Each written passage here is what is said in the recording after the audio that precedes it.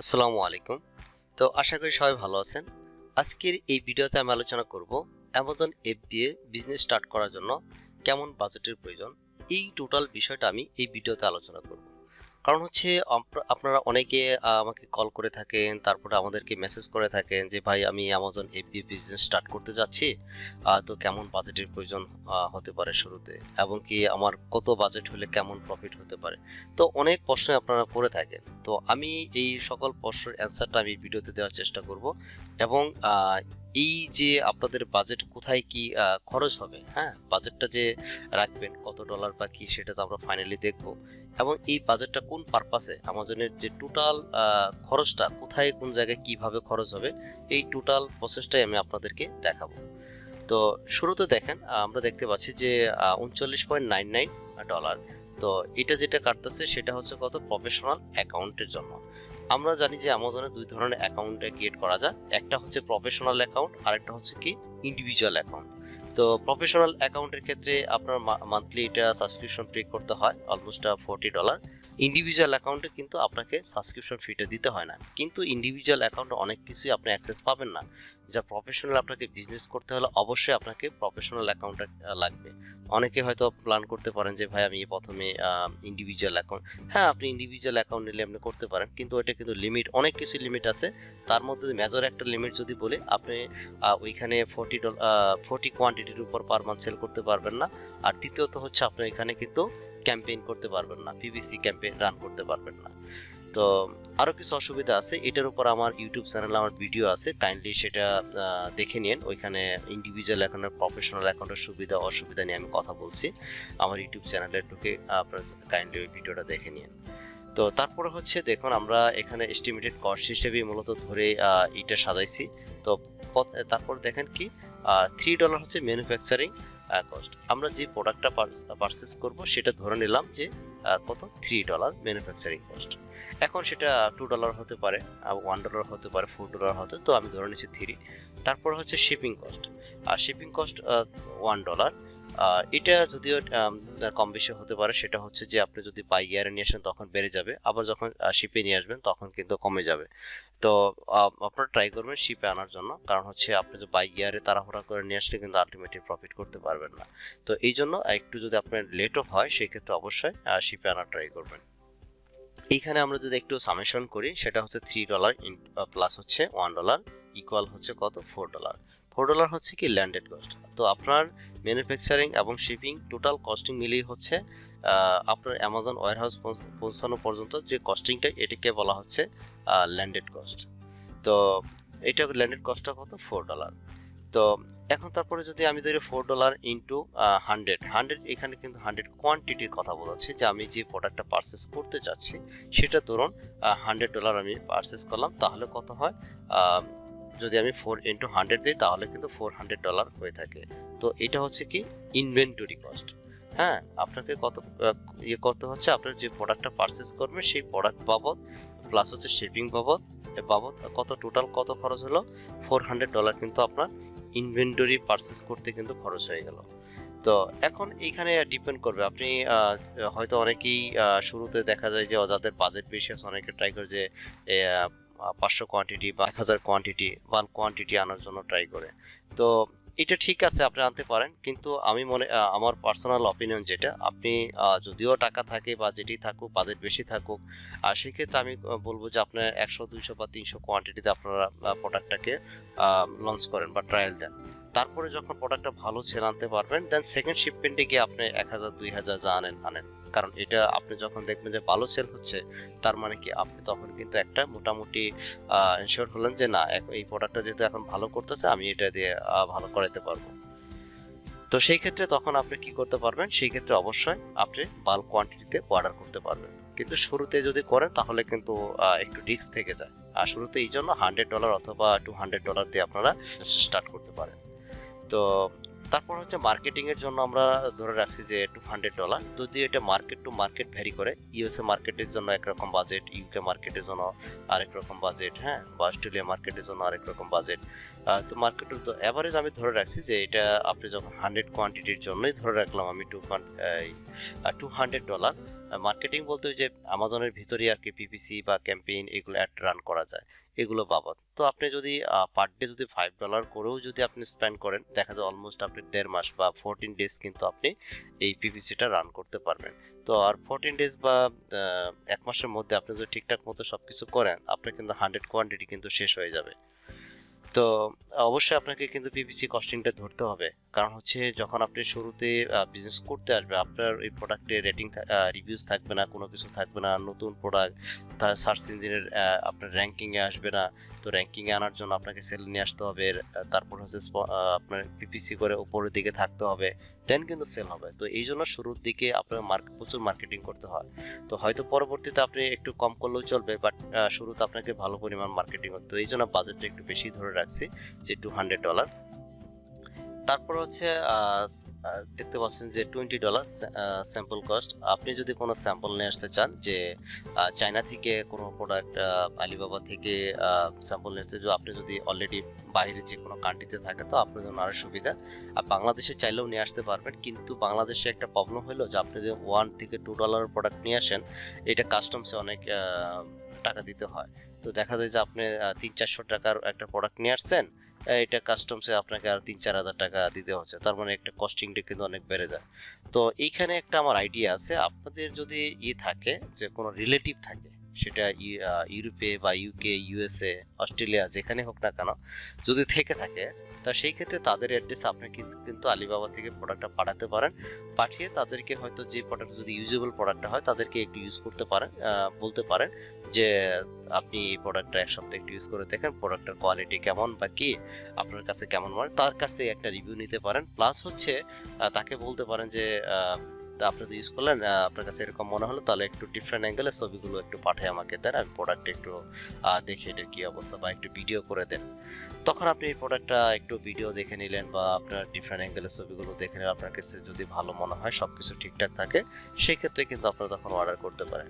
তো আপনার স্যাম্পল ছাড়াও যে অর্ডার করতে পারবেন না তা না, আপনার স্যাম্পল যদি নাও নিয়ে আসেন, তারপরে যদি আপনি প্রোডাক্টটা সাপ্লায়ারকে বলে কয়ে যদি আপনি মেক শিওর করাতে পারেন, সেই ক্ষেত্রে অবশ্যই কিন্তু প্রোডাক্টটা কিন্তু আপনি ডিরেক্টলি স্যাম্পল ছাড়াও কিন্তু আপনি অর্ডার করতে পারবেন। তো ধরে রাখলাম, যদি আপনি বাই চান্স করেন, সেই কস্টিংটা ধরে রাখছি $20। তারপর হচ্ছে আপনি লিস্টিং করার জন্য অবশ্যই আপনাকে ইউপিসি অথবা ইএন নাম্বার একটা পারচেস করতে হবে।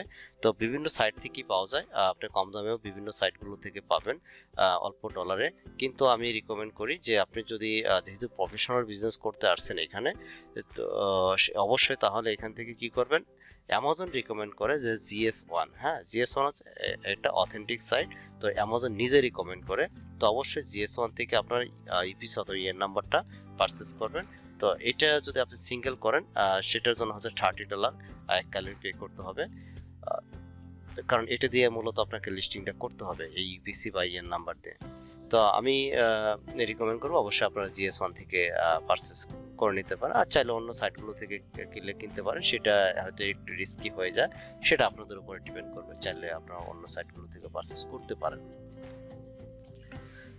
তারপরে আসি, এখানে দেখতে পাচ্ছি $35 হচ্ছে helium 10 and jungle scout. Helium 10 and jungle scout হচ্ছে অ্যামাজনের প্রোডাক্ট রিসার্চ প্লাস হচ্ছে কিওয়ার্ড রিসার্চ, আনুষঙ্গিক যে কাজগুলো করা হয়, এটা হচ্ছে পেইড টুল, হ্যাঁ, পেইড টুল। এই টুলের মাধ্যমেই আমরা মূলত প্রোডাক্ট রিসার্চগুলো করে থাকি, কিওয়ার্ড রিসার্চগুলো করে থাকি, কিওয়ার্ডের সার্চ ভলিউম, অনেক কিছুই আমরা আমাদের এই কাজের সুবিধাতে লাগবে। তো অ্যাটলিস্ট আপনাকে 1 মান্থ যদি পারচেস করেন, আপনি $35 পারচেস করতে পারবেন। যদিও এটার হিলিয়াম 10 জাঙ্গল স্কাউটের প্রাইসটা অনেক বেশি, হিলিয়াম 10 এর প্রাইসটা হচ্ছে $99, তারপর হচ্ছে জাঙ্গল স্কাউটের হচ্ছে $69, কিন্তু আপনি $35 পাবেন। তো পরবর্তীতে আমাদের সাথে কন্ট্যাক্ট করেন, তো কীভাবে পাবেন সেটা বলে দেবো। তারপর হচ্ছে এখানে দেখুন $10 to $15 মেক ডিজাইনেবল ইমেজ। আপনি যে প্রোডাক্টটা সেল করতে চাচ্ছেন, সেই প্রোডাক্টটা অবশ্যই কিন্তু এমনি মোটামুটি র ইমেজ বা ম্যানুফ্যাকচারিং যে ইমেজগুলো, এগুলো দিয়ে রাখলেই কিন্তু হবে না। তো এটার জন্য কিছু ডিজাইনেবল, অ্যামাজনে দেখবেন বিভিন্ন লিস্টিং সুন্দর সুন্দর করে কাজ করা, ডাইমেনশন মেনশন করা আছে, অনেক কিছু ডিফারেন্ট অ্যাঙ্গেলের ছবিগুলো দেওয়া আছে, ওগুলোকে গ্রাফিক ডিজাইনার দিয়ে কিন্তু এগুলো কাজ করা। তো অবশ্যই আপনাকে এই প্রফেশনাল মানের গ্রাফিক ডিজাইনার দিয়ে ইমেজগুলো কাজ করে নিতে হবে। তো সেটা যে কোনো জায়গা থেকে করাতে পারেন। তো একটা প্রফেশনাল মানের গ্রাফিক ডিজাইন কারণ অ্যাটলিস্ট আপনার $10 থেকে $15 এটা মিনিমাম আপনাকে খরচ করতে হবে। তারপরে হচ্ছে এখানে দেখতে পাচ্ছি যে 120 থেকে $150 তার FBA কোর্স ফি। আপনি যখন বিজনেস করতে আসবেন তার মানে কি অবশ্যই আপনাকে বিজনেসটা প্রপারলি শিখতে হবে বা জানতে হবে। আপনি যদি না জেনেই যদি বিজনেসটা করতে চান তাহলে কিন্তু বিজনেসটা আসলে ওইভাবে বেশি দূর যাইতে পারবেন না। অ্যাকাউন্ট ক্রিয়েট করা বা এই করা কিন্তু মূল কাজ না, আরও কিন্তু অ্যামাজনের ভিতরে অনেকগুলো কাজ আছে, যদিও আমি এগুলো পড়ার পর অন্য কোনো ভিডিওতে আলোচনা করব। তো ইন্টারন্যাশনাল যদি কোনো একটা কোর্স করেন তাহলে আপনাকে $300 থেকে $1000 পর্যন্ত পে করতে হয় অ্যামাজন FBA এর যে কোর্সটি আছে প্রফেশনাল মানের। তো যদি লোকালি কোর্স করে থাকেন সেটা হয়তো আপনি $120 থেকে $150, তার মানে আপনি এই টাকা দিয়ে কিন্তু আপনি মানে 12 থেকে 15,000 টাকা দিয়ে কিন্তু আপনি কোর্সটা করতে পারবেন। আর যদিও আমরা এই কোর্সটা প্রোভাইড করি, আমরা লাইভ ক্লাস নিয়ে থাকি। আর চাইলে আপনারা আমাদের সাথে কন্ট্যাক্ট করতে পারেন, অ্যামাজন FBA কোর্সটি করতে পারবেন। তো আমরা প্রপারলি এখান থেকে আমাদের বেস্ট লেভেল থেকে আমরা ট্রাই করি যে লার্ন করানোর জন্য, প্লাস হচ্ছে সাপোর্ট দেওয়ার জন্য। তো চাইলে আমাদের সাথে কন্ট্যাক্ট করতে পারেন। তারপরে হচ্ছে আমরা এখানে দেখতে পাচ্ছি যে ইনভেন্টরি কস্ট ওই যে আমি এখানে বলে রাখলাম, অলরেডি দিয়েই রাখছি যে 4 হচ্ছে কি আপনার ধরুন ল্যান্ডেড কস্ট প্লাস হচ্ছে 100 কোয়ান্টিটির জন্য কত 400, 100 কোয়ান্টিটি এটা যদি মাল্টিপ্লাই করি তাহলে $400 হচ্ছে ইনভেন্টরি কস্ট। হ্যাঁ, তো ইনভেন্টরি কস্টের জন্য আমার প্রোডাক্ট পারপাসে চলে গেল $400। এখন বাকি যে কস্টিংগুলো আছে সেটা একটু জানতে হবে। যে আমরা দেখলাম যে এইখানে অ্যামাজনের প্রফেশনাল অ্যাকাউন্টের জন্য হচ্ছে ধরুন আমি $40। এখন $40 যদি হয়, আপনি যদি প্রোডাক্ট 100 কোয়ান্টিটি বিক্রি করতে 1.5 মাস চলে যায়, ধরে রাখলাম আমি 2 মাসের সাবস্ক্রিপশন ফি, আপনার 2 মান্থে কিন্তু কত আপনাকে এইখানে $80 মানে $80 পে করতে হবে। সেটা ধরে রাখছি ধরুন এখানে $80। তারপরে হচ্ছে কত $200, $200 কি মার্কেটিং বাবদ বা PPC করার জন্য $200, আর $20 কি স্যাম্পল বাবদ।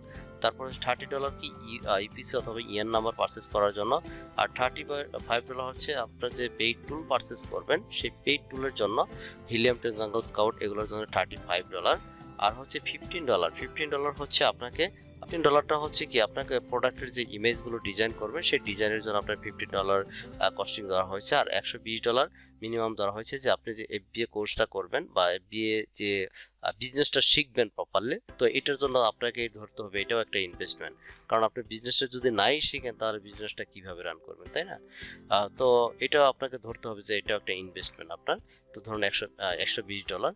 তো ওভারঅল এখানে এটা যদি সামেশন করি যে টোটাল যে কস্টিংগুলো আদার যে কস্টিংগুলো আছে এই কস্টিংগুলো মিলে হচ্ছে কত $500। আদার কস্ট চলে আসতেছে কত $500। টোটাল কস্ট হচ্ছে কত, টোটাল কস্ট হচ্ছে $400 প্লাস হচ্ছে $500 ইকুয়াল হচ্ছে কত $900। তার মানে আপনি যদি অ্যামাজন বিজনেসটা করতে চান নর্মালি আপনার $900 মানে কি, যদি টাকায় যদি বলি 90,000 টাকা বা 95,000 টাকা বা 1 লাখ টাকা যেটাই বলি। তো তো আপনার বিজনেসটা স্টার্ট করার জন্য যদি market place to market plays very করে, আপনার USA মার্কেটের জন্য একরকম বাজেট, UK মার্কেটের জন্য একরকম বাজেট, অস্ট্রেলিয়া মার্কেটের জন্য একরকম বাজেট, হ্যাঁ, মিডল ইস্ট যে কান্ট্রিগুলো আছে এগুলোর জন্য বাজেট, তো এক এক কান্ট্রির জন্য এক এক রকম বাজেট হয়ে থাকে। তো আপনি যদি যেখানে বিজনেস করতে চান না মিনিমাম আপনি যদি করতে চান সেই ক্ষেত্রে আপনাকে $1,000 আপনাকে বাজেট রাখতে হবে। তো $1,000 ছাড়া আসলে বিজনেসটা ওইভাবে করা সম্ভব না, যেহেতু বাজেটের উপর ডিপেন্ড করবে আপনি বিজনেসটা কত বড় করতে চান। তো আপনি নর্মালি শুরু করতে পারতেছেন $1,000, কিন্তু $1,000টা কিন্তু আপনার ফিক্সড না, এটা দিয়ে কিন্তু আপনি লং রান করতে পারবেন না। আপনাকে সময়ের সাথে সাথে কিন্তু আপনাকে বাজেট বাড়াইতে হবে, কারণ হচ্ছে আপনাকে প্রোডাক্ট বাড়াইতে হবে। তারপর হচ্ছে আপনার যখন প্রোডাক্ট সেল বেশি হবে, যদি এখান থেকে প্রফিট আসবে সেই ক্ষেত্রে আপনাকে আবার পারচেস করতে হবে। ওভারঅল কিন্তু আপনাকে বাজেটটা বাড়াইতে হবে। তো $1,000 যদি আপনি লিমিটেশন $1,000 নিয়ে যদি আপনি পড়ে থাকেন তাহলে কিন্তু বেশি দূর যেতে পারবেন না। তো যদি এখান থেকে প্রফিট আসবে কিন্তু সেই প্রফিট আবার উঠাইতে হবে, আপনি ওই টাকাটা উঠাবেন দেন তারপরে আবার অর্ডার করবেন, তো আপনাকে কিন্তু কিছু টাকা হাতে রাখতে হবে। তো প্রফিটে আপনারা যদি প্রফিটের কথা আসে তো এমনভাবে ট্রাই করবেন যে বিজনেসটা যখন প্রপারলি শিখবেন আর টোটাল প্রসেসগুলো মেনটেন করবেন, তাহলে দেখা যায় যে আপনি কিন্তু এখান থেকে 15% থেকে 20% পর্যন্ত আপনি শুরুতে প্রফিট করতে পারবেন। আর যখন বিজনেসটা ভালোভাবে বুঝবেন, সবকিছু ঠিকঠাক প্রপারলি করবেন, তখন দেখা যায় 20% থেকে 30%, অনেকে 40% পর্যন্ত কিন্তু প্রফিট করে। তো আমরা এই অ্যামাজন বিজনেসের এই FBA বিজনেসের জন্য আমরা 20 থেকে 25% বা 30% এটা যদি হয়ে থাকে, 20% থেকে 30%, তার মানে কি এটা গুড রেজাল্ট নিয়ে আসতে পারতেছেন আপনি, তার মানে কি এটা গুড প্রফিট মার্জিন। তো 20% অবশ্যই ভালো প্রফিট মার্জিন। আপনার দুনিয়াতে যত বিজনেস আছে আপনি দেখেন লিগেল ওয়েতে 20% প্রফিট করাটা কিন্তু অনেক ডিফিকাল্ট। আপনি যদি অ্যামাজন বিজনেস করে 20% প্রফিট করতে পারেন, তো এটা কিন্তু খারাপ না, এটা কিন্তু খুবই ভালো। আপনি যদি শুধু প্রোডাক্ট রিসার্চ ভালো পারেন মানেই যে আপনি 20% প্রফিট হয়ে যাবে তা না। আপনাকে আনুষঙ্গিক যে আপনার মার্কেটিং ভালো জানতে হবে, সোর্সিং ভালো জানতে হবে, আনুষঙ্গিক সকল প্রসেসগুলো আপনাকে জানতে হবে প্রপারলি। দেন কিন্তু আপনি তখনই কিন্তু আপনি প্রফিট মার্জিনটা পেরে যান। নন ব্র্যান্ড হিসেবে আপনি যখন ব্র্যান্ডিং করতে যাবেন, যে অপশনাল কস্ট, এটা হয়তো আপনার শুরুতে লাগবে না, কিন্তু আপনি 6 মাস বা 1 বছর পরে গিয়ে যখন আপনি বিজনেসটা করতে যাবেন, প্রফেশনাল লেভেলে নিতে যাচ্ছেন বা ব্র্যান্ডিং করতে যাচ্ছেন বা ব্র্যান্ড রেজিস্ট্রি, তখন আপনাকে ট্রেডমার্ক করতে হবে, LLC করতে হবে, লোগো ডিজাইন করতে হবে। হ্যাঁ, তো এগুলোর জন্য টোটালি আপনার এটাও মার্কেট টু মার্কেট ভ্যারি করে। তো অ্যাটলিস্ট ধরে রাখতে হবে আপনার $1500 থেকে $2000 পর্যন্ত কিন্তু আপনার খরচ হয়ে যাবে টোটাল প্রসেসগুলো কমপ্লিট করতে।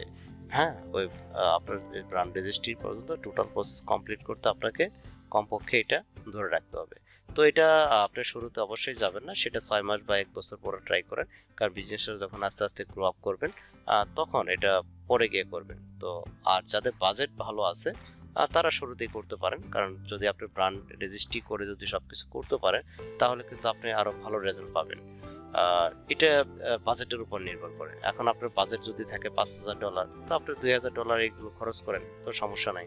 এখন একজনের বাজেটই আছে $2000, আর সে তো আর এই করতে পারবে না, আগে ব্র্যান্ডিং করতে পারবেন না। তো এই জন্য বিজনেসটা অবশ্যই শুরু করেন আগে, তারপরে যখন আপনি প্রপারলি সবকিছু শিখবেন, জানবেন, তখন আস্তে আস্তে কিন্তু এখানে ইনভেস্টমেন্ট করতে পারবেন। যাই হোক, আশা করি আপনারা কনসেপ্টটা বুঝতে পারছেন যে আমাদের বিজনেস স্টার্ট করার জন্য কেমন বাজেটের প্রয়োজন এবং কি কোন কোন পারপাসে আমাদের যে কস্টিংগুলো হয়ে থাকে। আশা করি সবাই বুঝতে পারছেন। সবাই ভালো থাকবেন। তো ভিডিওটি যদি ভালো লেগে থাকে, অবশ্যই ভিডিওটি সাবস্ক্রাইব করবেন এবং বন্ধুদের সাথে শেয়ার করবেন। ভালো থাকবেন। আসসালামু আলাইকুম।